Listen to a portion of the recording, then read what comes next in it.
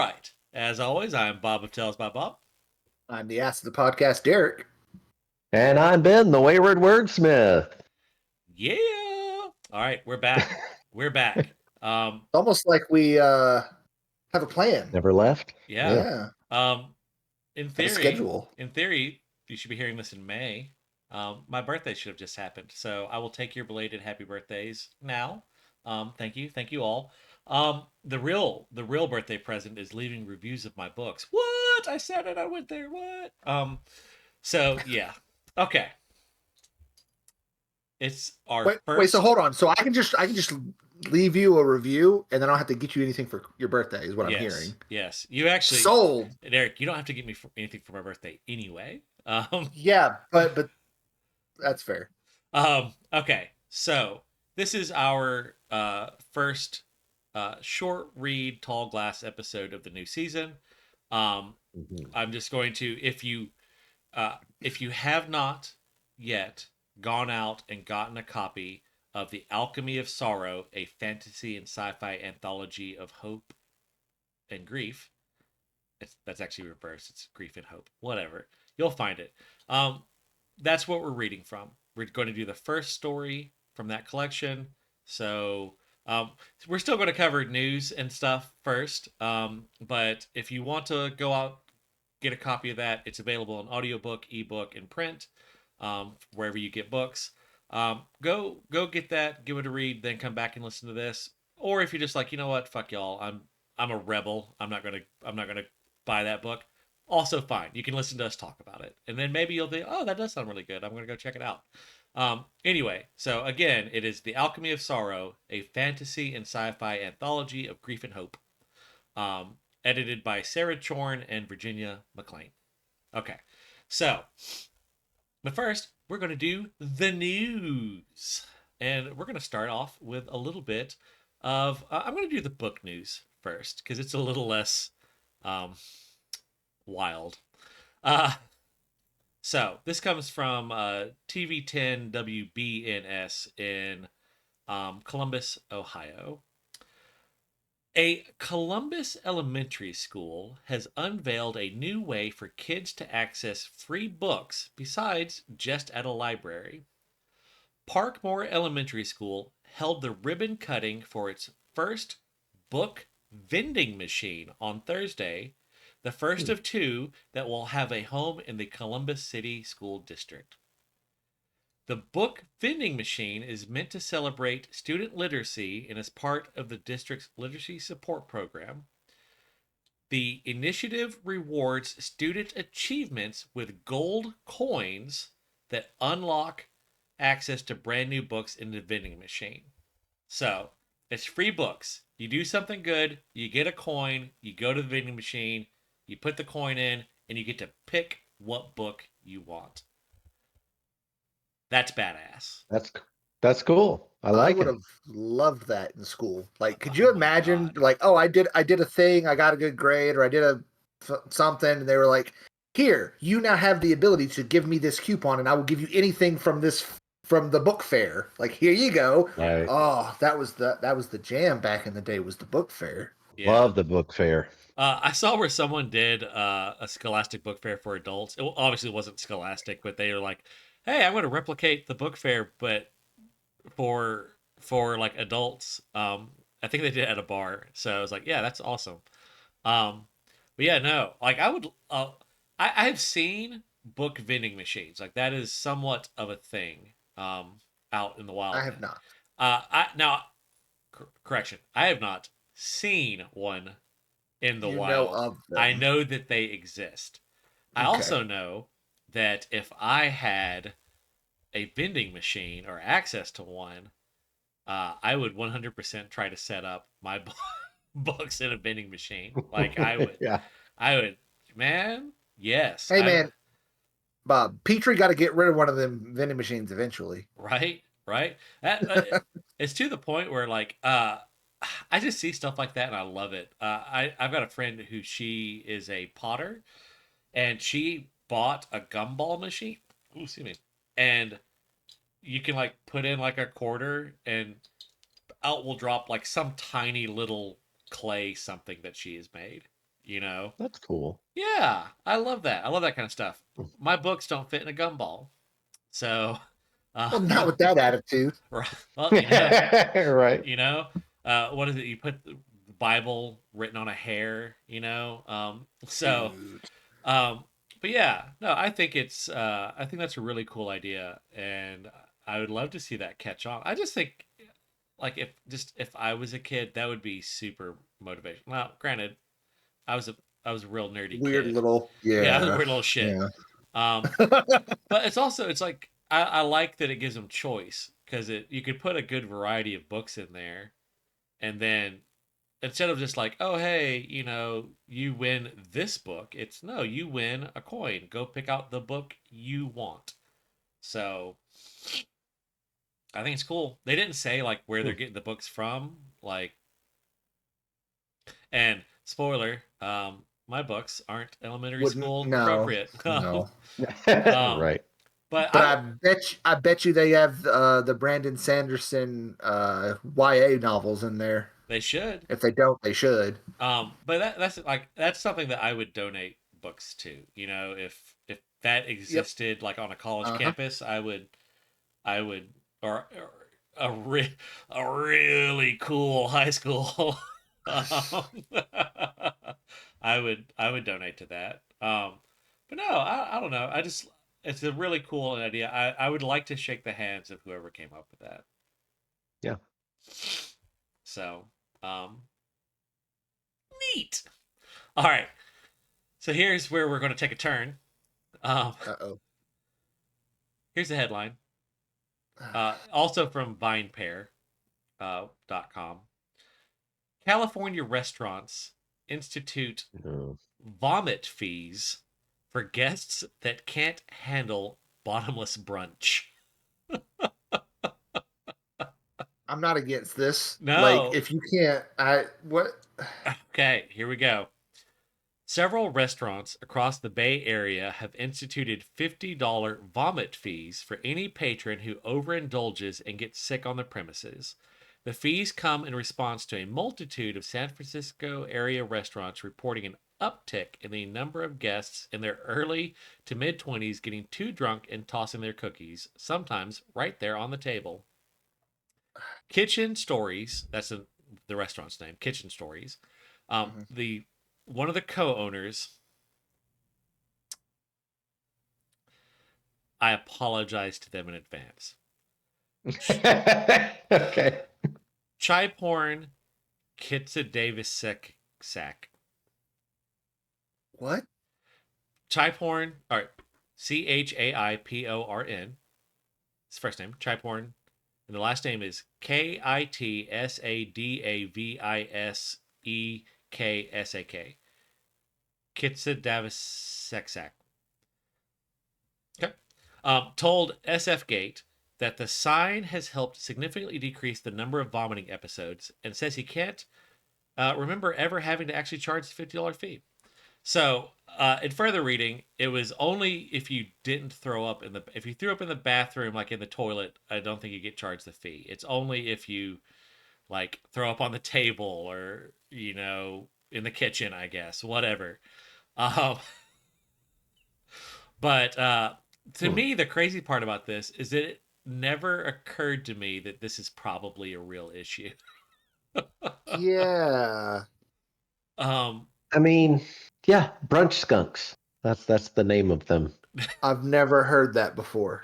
Because I think the first time I ever heard it was on Bob's Burgers. But yeah, people that show up to brunch just to drink and get super hammered. Yeah, yeah. Well, I the mean, brunch don't skunk. get me wrong. That sounds awesome, but I've I, never. Maybe it's because I haven't been to brunch before. I once Maybe that's heard what it is. that. You've never been to brunch? Which is like the most. Yeah, I've never been to brunch. I know we have a couple of brunch places around here that are pretty good. I know Garrett. that a friend. Yeah, I know. So I do quarterly, or used to do quarterly, and I need to get back into it. Kind of like networking meals with my former coworkers to stay in touch. Keep in touch for professional reasons and because they're my friends. And they recently went and did brunch, and I couldn't make it. So that was the most recent time for that. But also, I just love brunch food is well.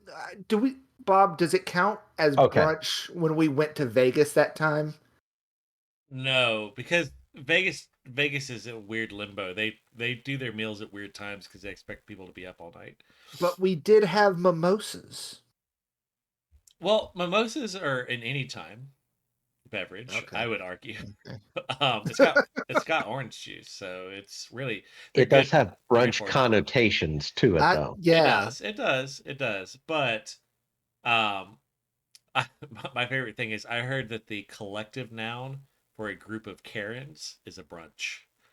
Oh. A brunch of I, Karens. I, I, that works on many different levels. I'm okay with that. Yeah, no. I love a good collective noun. But no, I've so I guess for me, there's a number of reasons why it never occurred to me. One, I never did a brunch. Like I'll say bottomless brunch. I feel like that's something that's really only been a thing the past like 10 years maybe. Like I don't know. I don't Well, I think a lot depends on where you are as well. Like yeah. that Yeah. article is from California. In Georgia, I don't think we do bottomless brunch. You know what? Maybe Well, that's a good I'm pretty point. yeah. sure. Yeah. Yeah. Okay. Brunch 100% has been a But thing bottom. for Yeah. but the bottomless mimosas thing. I would say Yeah, because that really it's only come on like the past 5 years, but I would say going back 10 years you could probably find some places doing it. Montgomery, they don't I don't think there's any place in Montgomery that does bottomless mimosas, but there are places that do like mimosa brunches. sure. Uh so partly it's when I was in my ridiculous drinking stages, brunch was not on the radar. I mean, we had brunch all the time, but it was we were hungover and went to Waffle House when we got up that morning, and it was brunch That's not time. brunch. You know, That's No, not that's um, brunch. heaven. That's yeah, the different Yeah. thing. yeah. Yeah. Um, so I'm just at a point in my life where I don't get that drunk, and especially in public. Jesus Christ. Yeah, I know, right? That was the thing. I was like, come on, man, be respectful. But the other thing is like a pitcher of mimosas around here ain't cheap, you know? Like, especially for No. what it is. You know, they're using Andre. They went and bought like a bunch of $4 bottles of Andre Brute. and Yeah. yeah, Brute and the cheapest OJ they could find, you know? And they're just banking on each of them is good enough to mask the horribleness of the brew. Right. And then here's your pitcher that can make like 4 glasses maybe for like $25 or something stupid for what it is, you know. Whereas I know what's in there. I know. I could just go to Walmart and buy those two ingredients myself and get a big wooden stick Yeah, and stir it in and just drink it at the house and be exactly. fine. So I guess the other thing is like I can't fathom spending enough money on mimosas to get puke drunk. Like, what am I gonna do? Like, Yeah. swing by the bank on the way there and take out a mortgage? Like, I mean, like, so. But I look, I could totally see it. Like, if I had been like in college, 21, 22, I've and met you and seen what you did with screwdrivers. I could see it. yeah. I could see me being like, "Oh my God, Troy has a bottomless mimosa. Oh man, we're totally getting a group up and going to that." And then 30 minutes He was in, never $50, please. yeah, and he was never allowed to come back. yeah, I'm gonna boot and rally. It's gonna be great. Mm. They'd have got $50 out of me a lot. So, but yeah, but the article went on to talk about like there's a surprising number of things that have vomit charges, like taxis and like Ubers and stuff like that. So it's not an unheard of concept. Hmm. It's just the first time that anyone has seen that like restaurants are doing it. So, um, yeah, Yeah. I mean, I'm for it in theory, I think, but I mean, my whole thing is, what if I'm out and just get sick? You know what I mean? I'm not That being is, irresponsible or something. yeah. right. And I throw up and you want to charge me $50? That's not my fault. You Well, know? yeah. I will I don't say, know. um, my other issue with this is like $50. Okay, let's assume that $50 goes directly to the person that cleaned it up. Okay, like the waiter that I has to doubt clean that. it up. Yeah, But yeah. you know that's not the case. You know the restaurant. Oh well, we're gonna take But the most $25 of it, but the most charitable interpretation of what Yeah. could happen. Right. you could not pay me $50 to clean up some stranger's puke, like just straight up, not gonna happen. Like $50. I'll do it. I was 50. gonna say, I'm not gonna lie, I would 100% do it for $50. I gotta. Bro, that ain't nothing. No, Dude. I gotta think about. That take me. I'm They a- take me 30 I'm minutes. a father. tops. Okay. I have had every bodily fluid on me that can be on a person. Like Doesn't phase him at this whatever. point. Let me get Whatever. that money. Nope. Yeah. Nope. Could not do It's it. not a big deal. Not for $50. That's like, I never encountered this, but I've had friends that like worked at like clothing stores, where someone took a shit in the changing room and Lovely. and had to clean it up. What? Yeah. Now, they say it. From my understanding, it's not uncommon for like someone to have diarrhea, and they just go to a store and like buy, Panic. and well, like Yeah. they like buy a pair. Oh, I see. Okay. and change them and leave the shitty pants behind. Or, that's not. That's It's not common, but that is a reason that this happens. But sometimes it's just someone just takes a shit in the changing room because so weird. the world is a terrible place. But Well, because of bottomless brunch. right. But Right. here's the thing: like they just had to clean it up. There was no like, oh well, we have a $50 shit fee that anytime you Yeah. clean up shit, you have Well, to we pay you $50. They probably didn't even find out about it Oh, yeah. until that person was gone. Oh, So but it's like you're not getting a fee for them. I would not have a job. Like Bob would have thrown the deuces and walked. yeah, minimum wage. I'm not touching poop for minimum wage. I don't. Like if I shit myself, I don't want to touch it. You expect to be compensated. Yeah, like I was just gonna throw those like, clothes away. They're done. My hourly rate is way higher than what like come on. Like, so that's my thing is like I don't have an issue with them charging a fee for this. I was more just like, oh wow, I never would have thought to do that. I would never thought it was an issue. But my thing is like $50 is not enough for me as a person to clean up puke. And also now I really want to know, does that $50 go to the cleaner, or does it just go to the restaurant? Because should go to the cleaner. Because legit, if it goes to the cleaner, I'm perfectly fine with this. And honestly, if I was a restaurant, I'd be fine with that because like as a restaurant, my concern is that I need it cleaned, and my my workers don't want to do it. Yeah. So if I can just charge you extra for it, and I can just, here you go, take the money, please do the thing, I'm fine with that. Yeah. Yep. $50, man, that's good money. Yeah. For probably what, 5 minutes of work. No, even if it was all over the place, it's going to be 20 minutes of work because I'm going to bend down to clean this up. I'm going to get a whiff of that mimosa puke, and I'm going to throw up. But I will probably make it to the bathroom. You know what? And just a bunch of trips. Only the first couple of times, Bob. You got to harden yourself to the vomit. That's right. That's right. You got to get those. Easier.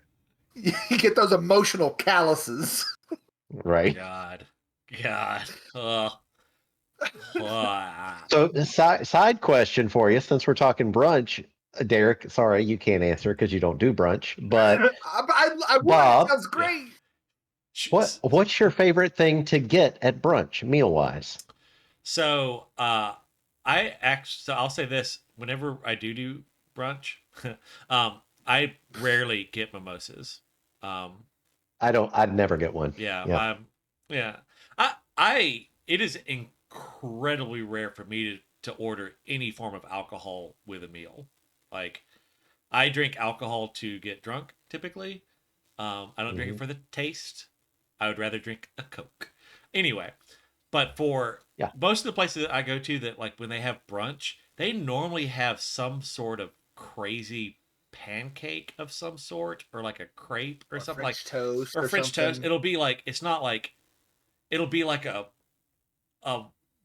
white chocolate chip Belgian pancake with maple bacon, caramel syrup, caramel glaze, or something like that. Like for brunch, I go for Like if I'm breakfast, I'm a hearty breakfast kind of guy. I like meat, eggs, that kind of stuff. But brunch, I go for the sweet stuff typically. Mhm. Something Okay.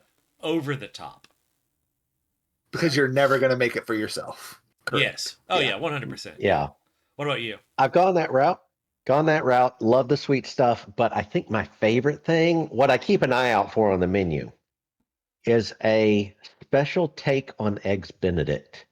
Okay. Okay. Um, Like one of my favorites ever, it was Eggs Benedict, but instead of the ham, it was made with pulled pork. So it was like English muffin, pulled pork, runny egg, hollandaise, delicious. Yeah. You know? Huh. But I've seen Eggs Benny with seafood, like crab meat, with also all these different little takes on Eggs Benedict. Yeah. I keep an eye out for them. If I don't find them, I generally go sweet. But if I do, I'm probably getting that. Um, Kind of vaguely related to that, we have a few places that I have been to that they really go all in on the Bloody Marys that are like that. oh. Like it's Yeah, yeah. that they'll have like 40 different Bloody Marys, and like every one of these is like the big glass with like just ridiculous shit coming out the top, but it's like bewildering mixes of Bloody Marys. Now I don't like Bloody Marys, so I avoid them I'm like with the you. plague. But it's kind of a neat thing. Like they're all like, here are a bunch of really cool twists on Bloody Marys. We went to a place in Atlanta that I cannot remember for the life of me the name of. I'll remember it later. Ben, we'll have to go next time we're there. But it was Yep. a small kind of hole in the wall brunch type place that they did a bunch of stuff like that, like unique twists on eggs Benedict and what is it that has hollandaise sauce on it? Eggs Eggs Benedict. Benedict. Okay, yeah. So Yeah, my yeah. my wife likes those. She likes hollandaise sauce and all that. So they had like Hmm. she got that because it had some sort of neat twist on it. Um, so Yeah. I just had yesterday. I had a cruffin. A what? A what? A cruffin. It is a croissant muffin. Huh. Okay. It was real I'm good. in. It was real good. It was think fairly muffin shaped, not like a big muffin, but like a smaller muffin, but with like the croissant Flaky. flakiness. But Uh, Right. it was denser than a croissant normally is, but like denser like a muffin, but still with a lot of flaky layers to it. And Hmm. they topped it.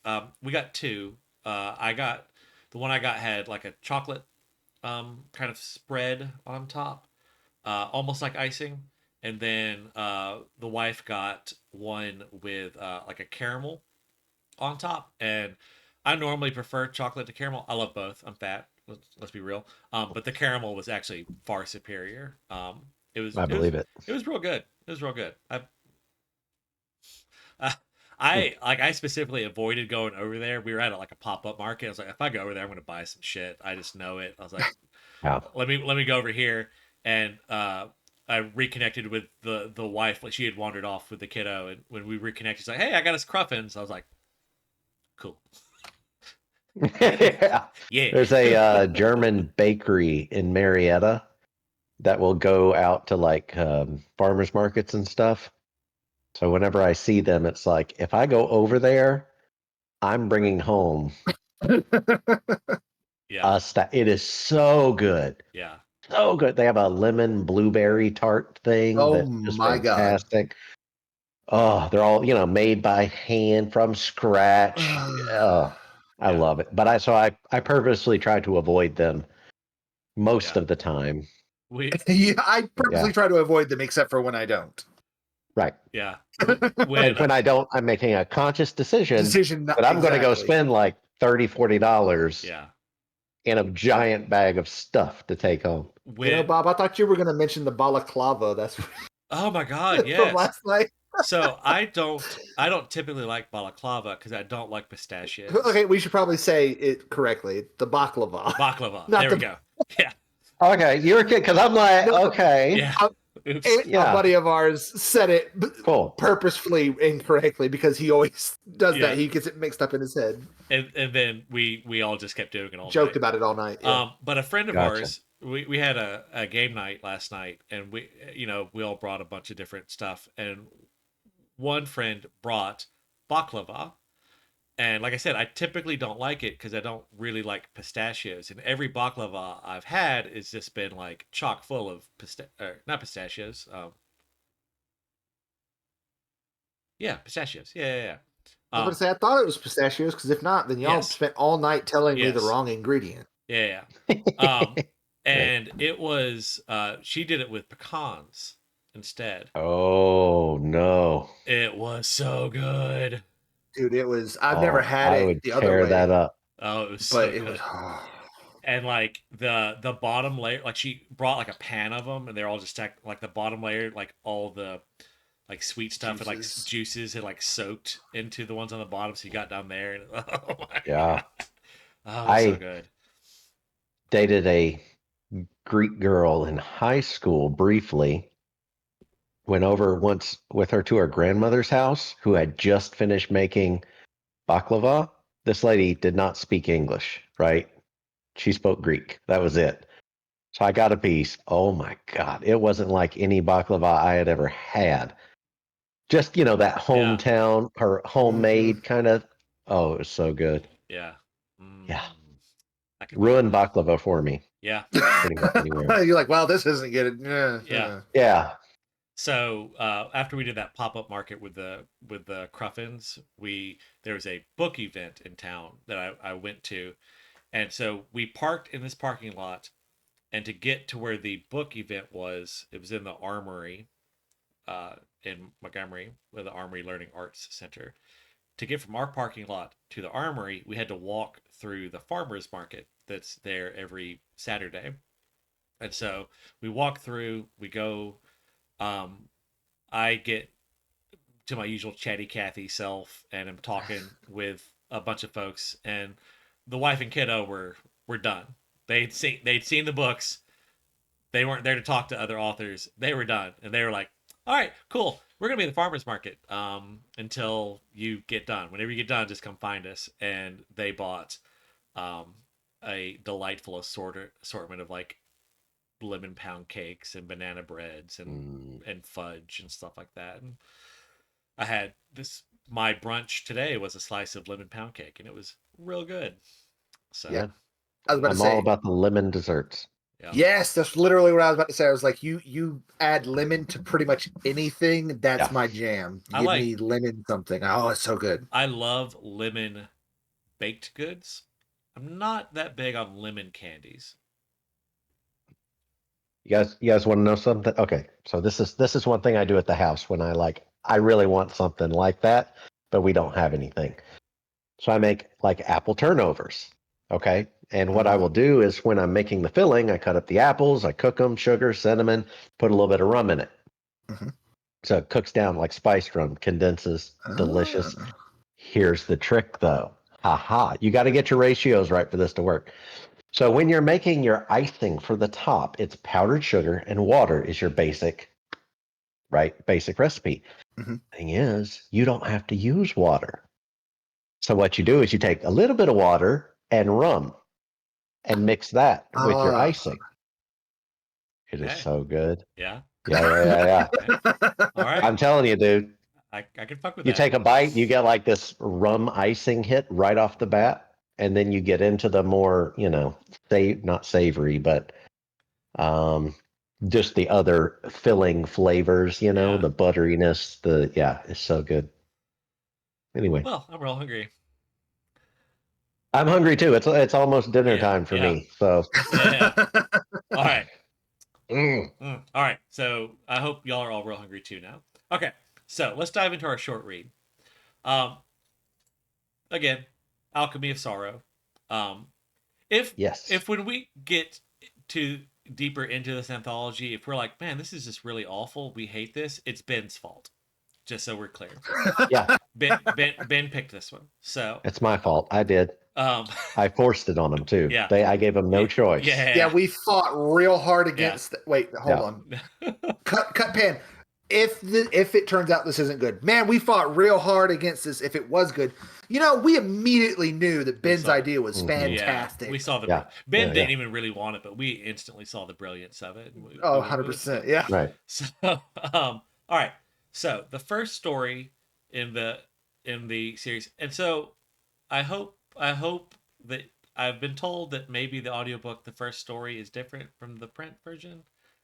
Did you tell us that, Derek? Maybe. No, there's a different. I forget. We were looking at a lot of different anthologies. One of them referenced that there was one that did not have the same list of stories because one of them could not be added to the audiobook. Okay. I don't think it was this one, but I do remember seeing that, and I was concerned. Okay, so make sure that you're doing Lullaby by K.S. Villoso. That's the story we're doing. Yeah.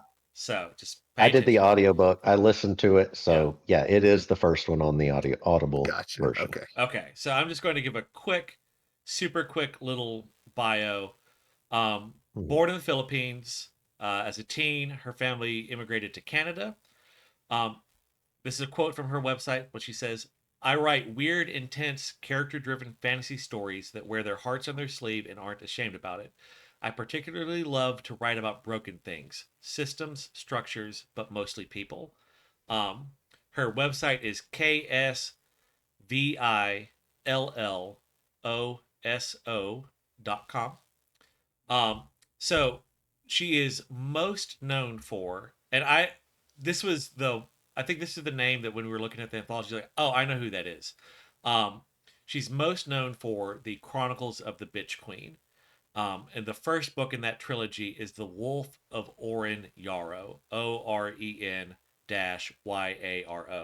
I have this book. I have not read it, but so if I'm remembering correctly, she was a finalist, I think, for the self-published fantasy blog off. If you don't know, that is an event organized every year by Mark Lawrence, where it's self-published authors. They can enter their books in the running, and they pick the top 30 or so, and they get reviewed heavily by a bunch of different websites, and then there's an awarded. And she got pretty far along in that. She may have won that year. I'm not real sure. Anyway, I have the book. I'm now moving it up my TBR list. Anyway, so here we go. Lullaby, K.S. Villoso. What, in just briefest terms, did you like this? Yes or no? No. Okay, Derek. Okay. It was. Okay. All right, that's fair. I'm prepared to back my statement. No. We're trying to get initial impressions. I didn't like it. I liked this for weird reasons, I think. Okay. But I did have some issues with it, but on the whole, I liked it. So I guess let's just start dishing. I'll say for me, I thought it was. I have never read a story told by an unborn child. Yeah. Was it an unborn child though? Yeah. So because when the story started, it's before she even met the child's father. So was it the spirit of the child that was following her around that inhabited the fetus that yeah, my read on it was that it doesn't work. Okay. No, that's fair. You're like it doesn't work. My read on it was that it was the unborn child in the womb. Yeah. Couldn't be. At least not at the beginning. You know what I mean? Because like I said, it's before they met. Well, talks about how they were in school together and he's bullying her and that kind of stuff. And so I get the impression it's middle school. So my impression on that was her dreaming about the remembering of how things happened in the past, because they said that they would dream together, so they would Yeah. share dreams. That's my Okay. interpretation. Well, Okay. and also there's a line in there that the mom up until the mom like shuts down, that the mom was talking to the kid, like actually like talking, like walking along the beach talking and telling stories from her So that life About could all have the stuff. okay. Okay. Okay. but so here my most glaring issue with this was, okay, this is clearly a magical baby. Like it's one of those. It's an unborn child that is able to have these, very complex thoughts, and clearly Right. can in some way gather information from the mom that's unspoken kind of deal, and that is that because the kid is so magical, like, or is uh, I guess my thing is this written to be like as a, how do I say this? Like, is it just because it's written this way because that's how it has to be written to be this way, or That's my assumption. Is is that this kid Yes. actually magical in some way, and because it's so magical, it is able to like. So I'll say this: slight spoilers for the Dune movie that just came out. But if you're familiar at all with the books, this is not at all a spoiler. But if you're worried about the movie being spoiled, maybe ignore the next minute or so. But Alia, how they do it, Alia being in Jessica's womb when she drinks the water of life and gets all those memories. Because Alia has all those memories, they actually have conversations. Like, oh, Sure. um, Sure. so if that's what's going on here, that this kid is so magical that he's able to be the same So situation, this works really well. If that's not the case, I have an issue with it, because then it's like, well, you're just kind of writing it to be like to that's the only way you could tell this story. And my right. issue is that wasn't made clear to me. Like, to me Yes. it wasn't clear. Yes. yes. Yeah, it wasn't clear Okay. enough what Like I was can get really going on bored there. either way if you had just explained to me that that's what this was. Yeah. Yeah. Yeah. There was a lot of vagueness in the story all around that I took issue with. Vagary. Mm-hmm. That and I think it is. I listened to the next part, which was from the author, Yeah. talking about how this was from her Mm-hmm. series, a short Exactly. story Yeah. based in the I series. And it's like, I don't know anything about that series, so yeah. you got to tell me all the stuff that you're referencing. I have that And I brought think up. that's the disconnect. Yeah, So I it's have got to be self. Yeah, it's got to be. It's one of those things where it needs you. You need to be able to hand me this, and I need to be able to fully understand the context without having that as context. If yeah. it's not a self-contained thing, that's not really fair to the reader. Now, if I had read that thing, this might be a different discussion. But Yeah. since that's not what we did, and that's not how these things generally work, I can't take it Yeah. like that. And so and this is a problem of me and my expectations of this. I remembered that we were reading The Alchemy of Sorrow. I had the book already loaded on my Kindle, yada Yeah. yada yada. And in all our discussions about it and whatnot, I forgot that it's an anthology of grief and hope. Okay, I thought it was really just grief. Anyway, so Sure. and I kind of had some expectations about what that would mean, and so I'm going to read this. It's just a paragraph. I read somewhere, this is what K.S. Villoso says about this story. I read somewhere once that grief is not always about the loss of what was, but could also be the loss of what could have been. Lullaby is my attempt to tackle a story from the point of view of one of the villains in my Legacy of the Lost Maids trilogy at this intersection of grief, one shared between an unborn child and their vengeful mother. So, if I had read that at the beginning of the story, I would have Mhm. enjoyed this more. Um, because Agreed. because I was reading this expecting that the grief was uh, the mother's grief kind of deal, and that the grief that she's trying to tell me about is the grief of what could have been, and I'm reading this trying to piece together the grief of what this mom has gone through to a degree. So it was just one of those Right. like, and it was again, I just had some expectations going into this that was unfair to the story because I And to be didn't fair, pay though, attention. also it could have been the grief of the unborn child who's now disconnected from her vengeful mother Yeah, or his vengeful mother. I think it ended up being I can't remember, yeah, it's a but the boy. I don't think child. it's specified. Yeah, I think It's it a boy. came. Yeah, at the very Is end, I it? think they Okay. specified. Yeah. But either way, because that was it. Because it kind of escalated a little bit to where it was like I would do. Because by the end of it, it was basically like, just tell me what you want me to do to reconnect with me because I miss you and like, am I doing good? Like, am I killing these people correctly? Or like, what do you want from me? Kind of thing. Yeah. So Also, I I'm just gonna say this. I feel like to a degree, this story isn't necessarily the best story for a bunch of dudes that are never going to be pregnant. I feel like this would Yeah. because she is a mom, she has children, so I feel like this story probably also hits a lot different for someone.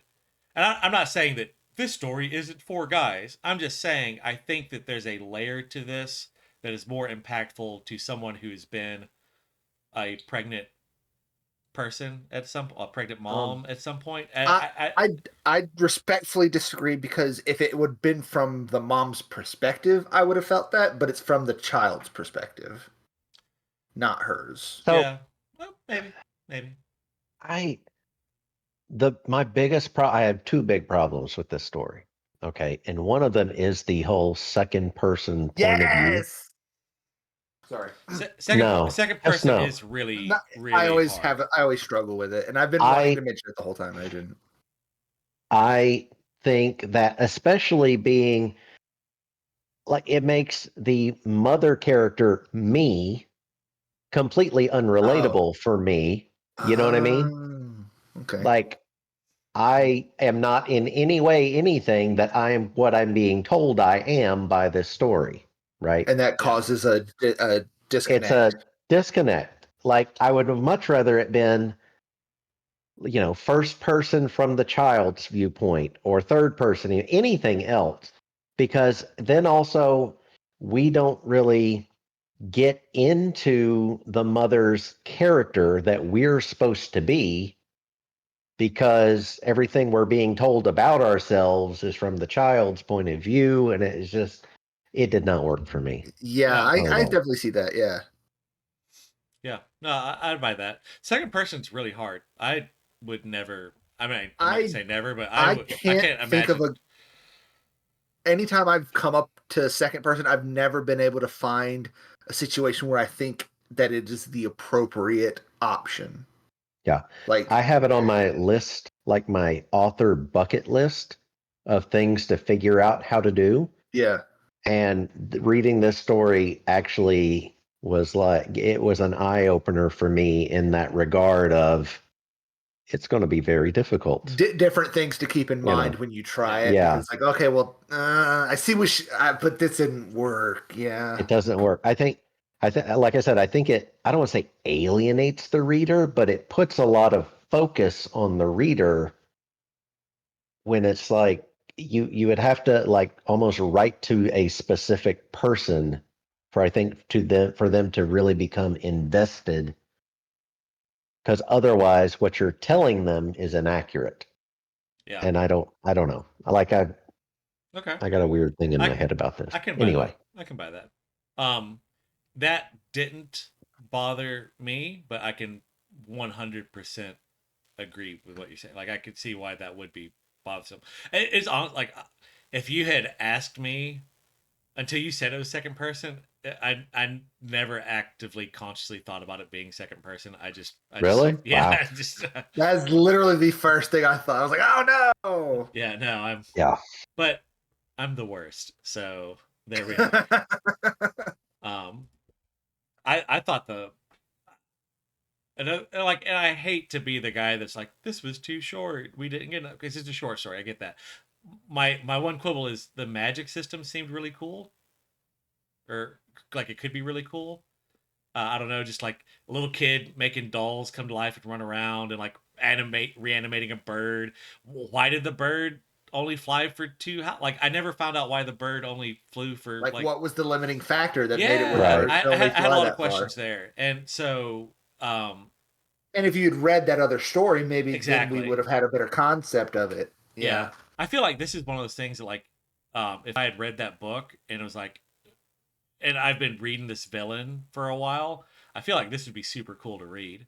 Um, like, oh, wow, that's badass. I Yeah. understand a lot more where that guy's coming from. So yeah, I don't know. I just needed, my biggest thing is I needed more clarity on what specifically is going on with the nature of this kid, and that it's one of those things like maybe that would have been clear like if I had read the book. Maybe in the book it's like, oh yeah, this guy came out the womb speaking full sentences, yada yada yada, then Yeah. I would be like, oh okay, oh that makes this, that clears this up. But yeah, I didn't have enough information to clear that up for me, and that was my criticism. Yeah. But That's pretty much my second big issue of I just needed more detail. yeah, Like I needed a better idea of what was going on. yeah, Yeah. Yeah, see, I appreciate you saying that because I almost always think that, and I have to kind of like pull myself back because I'm not a short story reader. Like that's not really what I do for the most part. So I always want more. I pretty much always like there's not enough here for me to sink my teeth into. I need something else. So I went into this purposefully trying to disconnect from that and being like, I think this is super vague. I don't really understand what's happening. But I think Yeah. maybe this is just a me thing. Maybe it's a me thing. I just this isn't okay. Yeah, that was my concern. I But like, yeah, I was gonna say I think this is a story that I always try to read each story twice before mhm. we do these, and I was just too busy. I know I just talked a lot about like how I went and ate cruffins and stuff like that, but Hmm. I was busy. Priorities, Bob. Yeah, I was really busy this weekend, so I only read the story once. I feel like this is a story that would really benefit from a second read, but that's not a I fair. agree with that. That's not Yeah. a fair expectation. You cannot expect your reader to read your story twice. You know, Right. um, that said, I think I would have understood a lot better, having seen where the story was going. You know, Yes. Like for me, like when I started, I was trying to figure out who was talking, yeah, right? Hmm. And at first, I thought I'd figured it out, and what I had thought was it was either an old friend or possibly a lover of this woman who had died, and like his spirit was following her around. And this was going to be like a love story where the loss of, losing her, but then hope, where she goes into this other healthy, good relationship, and those two things. And then it Oh, it was yeah, not that at all, yeah. yeah. which was like When I it's fine, but it's like I couldn't determine what it actually was. yeah. So, I had that same problem. I thought something very similar. I started reading this and I thought it was a spirit of some sort. mhm. And I thought it was a spirit that was like invading her dreams, like that she would like, or like, if not a spirit, it was like maybe someone astral projecting and they communicated Mm. through dreams or something like that. And then once I realized what was going on, I Right. was like, oh, okay. I just started the story over because I was like, Yeah. So oh, Oh, I was like, let me my start this story over. But I was only like, 2 pages in. But I was like, okay, let my me yeah. start from the beginning now that I know what's going on. so my interpretation there for the longest time was like I was seeing this, and then I'm seeing her like make these things come alive, and there's this whole thing about like whatever does not live cannot be made to live. So I was like, okay, so is this like from the perspective of something that she has created that is unnatural? It's not a child. She's not actually pregnant. She's going deeper into this witchcraft angle of things, and she's going into dark magic, and she's going to like create an unliving entity. So like that's kind of Yeah. where my head was at, and I thought that's where we were going. And I was I like, okay, all right, I guess this could be fun.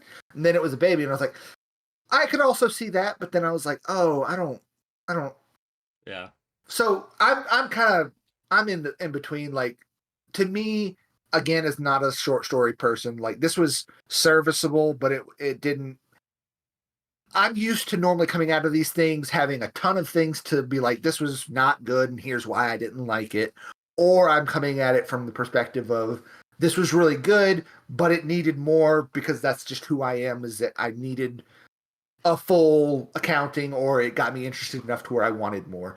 This one, I was just like, it was fine. It doesn't make me want to read more.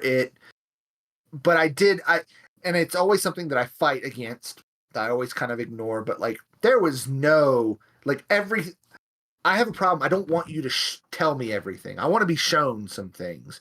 And the vast, vast, vast majority of this was telling me things, not Yeah. showing me things, which for the conceit of the story is necessary. Yeah. So I tried to put that aside, And but I also don't like that. I think she That did. just doesn't work for me. I think she did a good job though on showing what could be shown, like talking about like feeling hands on stomach and her being able to or him being able to hear certain sounds and stuff like that. Like for yeah, it was a very limiting premise. You just really Mm-hmm. Right.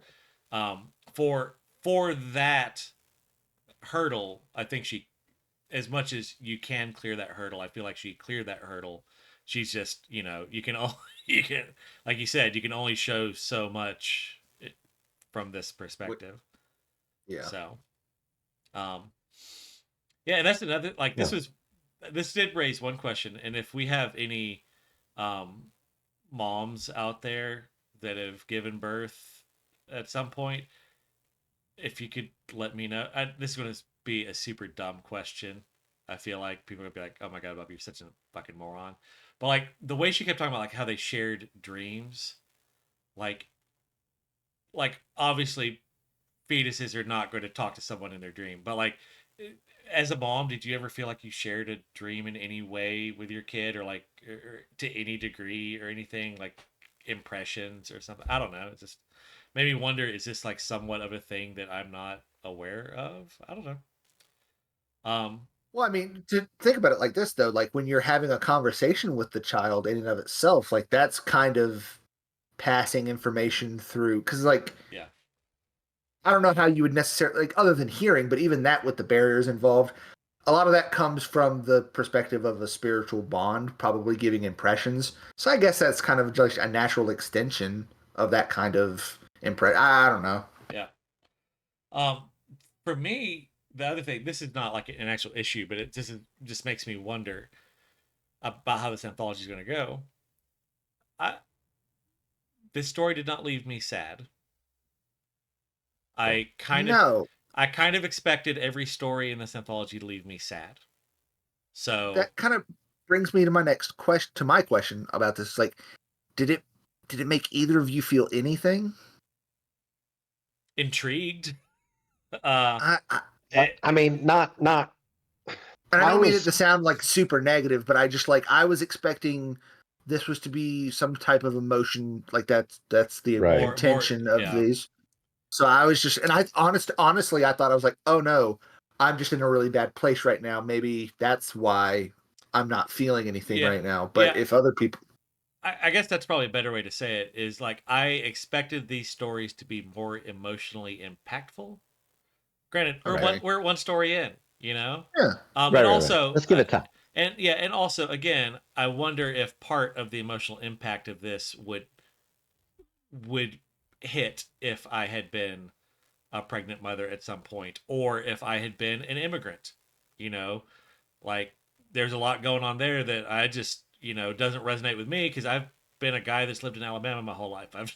I've never moved someplace and felt like an outsider. To the degree that this. military brat. I'm Well, very much used to it. yeah. So that may be something that you kind of connected to more than I could. Yeah, a little bit. Yeah. So I and so I think and I think there's probably going to be an element of this. Like I can't remember what we read.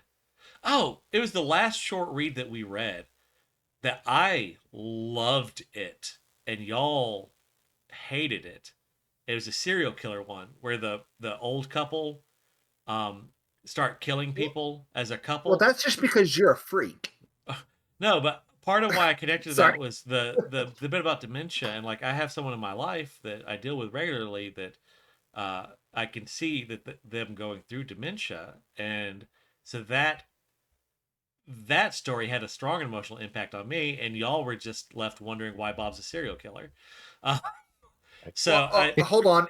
In our defense, we were not wondering why you're a serial killer. We've known for a very long time yeah, exactly why you're a serial killer and that you are one. you drove me So, to it, like, that Derek. wasn't. You drove me to it. I, Uh, I'm the only reason no one's found out about it at this point. Like, um, that's really what it is. Because I make you think about these things before you do them. There we go. So I think that's probably going to end up being a large part of this collection as we move forward. There are going to be certain stories that just are going to hit different ones of us harder for different Right. reasons because of it's this type of grief that maybe you're dealing with at that time kind of deal. So I think this was a story that I just don't know that it was emotionally set up to resonate with any of us, you know? Yeah, I Um, agree with that. so doesn't make it a bad story.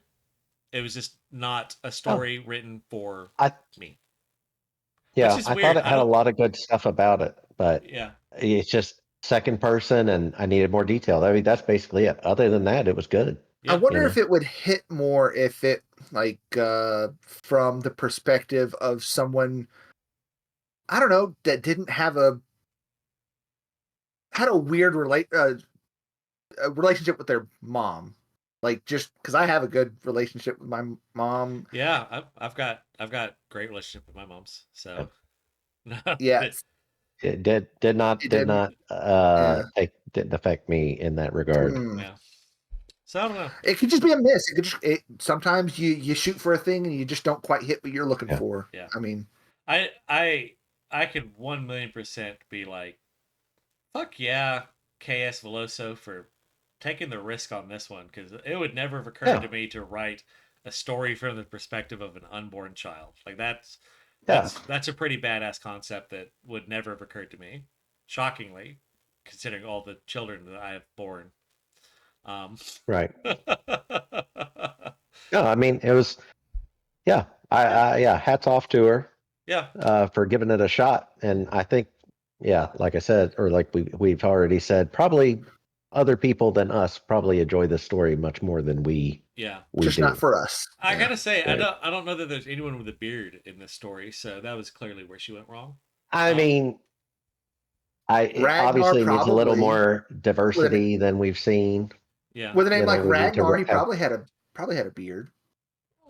I don't know. She said I that don't I know. don't know. He didn't Oh well, seem. that might be why she left is that he didn't have a There we beard. go. Yeah, there you go. That's There we it. go. See, you unlocked this story That's for me solved right it. there. Yeah, It makes sense now. it all clicks. It all came together. Yeah.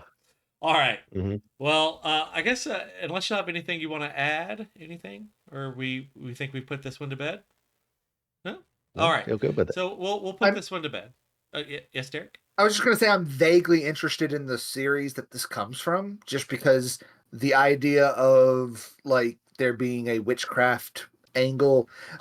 I like the idea that there's a. I always like the idea of magic being both like having a traditional aspect of it, where like people school in it, but then there's also kind of like that almost folksy Mhm. style where like you're Right. not really sure about what the rules are, and things can be weird and wacky and not wacky, just Yeah. you're making things come alive that other people are just like you can't do that. That is not a thing. So I don't know. I think that's kind of interesting. So I was vaguely interested in kind of looking into the series and maybe giving it a shot. I would say probably skip this trilogy because the Wolf of Oren-Yaro is the same world. So Okay. it's the same setting, but it is like her super well regarded series. Okay. Got if you go look at the list of like positive reviews from like big name presses on there, it is lengthy. And like I said, Eh, well, but it also won the SFPB. I can never remember. SPFBO. There we go. I was about to say This is why we brought I Ben don't. on. But that's like a fan led thing. You know, I mean, Mark Lawrence Oh, runs it, but like it's much more of a fan kind of thing. But and like I said, I've got it, so I will probably give that a read. Plus, also the Chronicles of the Bitch Queen. That's just an awesome name. Right. All right, so we'll put that to bed. Um, in the coming week, as you swim through the womb of life, I hope that your figurative mother does not leave the country that would have been your country of birth to return to her country of birth and start a war, maybe? And Possibly didn't kill herself And use you as a weapon in it. and use you as a weapon in it? yeah. Yeah. And may the blessing of the beard be upon you.